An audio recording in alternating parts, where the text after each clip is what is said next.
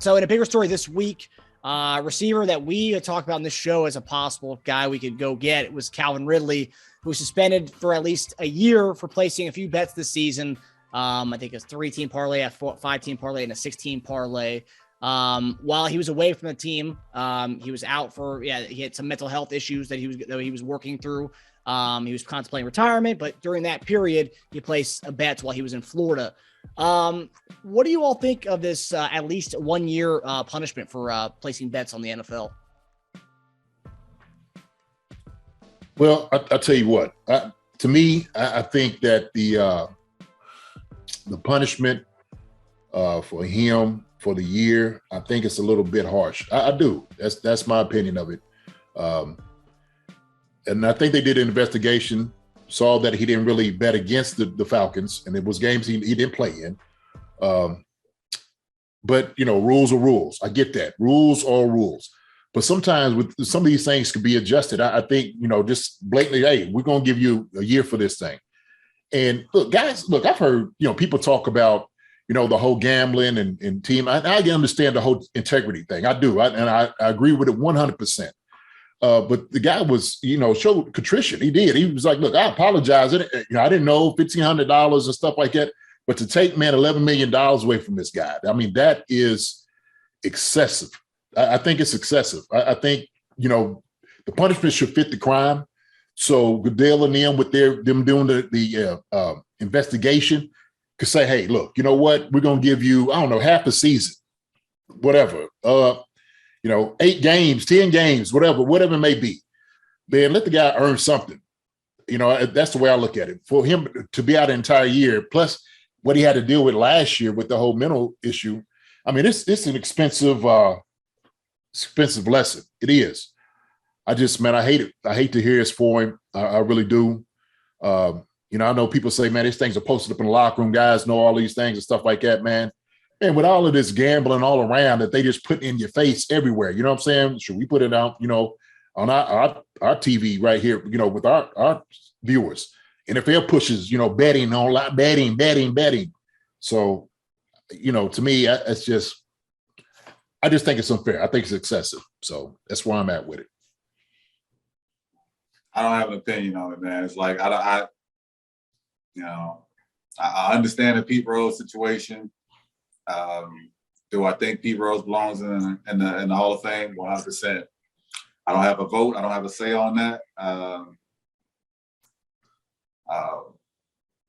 At the moment, I can understand the Ridley situation. But again, I agree with JD. Like, I think it's harsh. But I can't sit and say that, what's right and what's wrong as far as gambling when we've just legalized a lot of this stuff for extra income for the owners and for these teams. So, but, that's the rule for the leagues, all the leagues, I think. Yeah. So a punishment should come. I just don't think it should be as much as what it is. Yeah. And really, man, you got to take into account, with a guy who was sitting over there, he's, like I said, he's apologetic. He came in, he was forthright with every information as far as like when they came and asked him, he was like, yeah, I did, it was $1,500, what I did. And, people talking about, well, you got a gambling problem, this and that. And look, I don't believe that. And it's just, to kind of take, that's what I hate, like these issues that people kind of, all of a sudden you're above somebody because he makes a mistake. Oh, you shouldn't have did, but he lost a little bit. Well, you know what the rule was? Yeah, man. But shoot, how many of y'all were driving over the speed limit, not getting caught? That's why, like, when we sit there saying things like that, like he has an opportunity to make a livelihood, and I just think that, I think it's just excessive. I really do. Hey, shoot, now you driving a guy to daggone gamble. Shoot. And that sucker might have to gamble now to try to get some money back. Betting on horses. Now, I guess you could bet on other things besides, you just can't bet on football. You can bet other sports and all of that.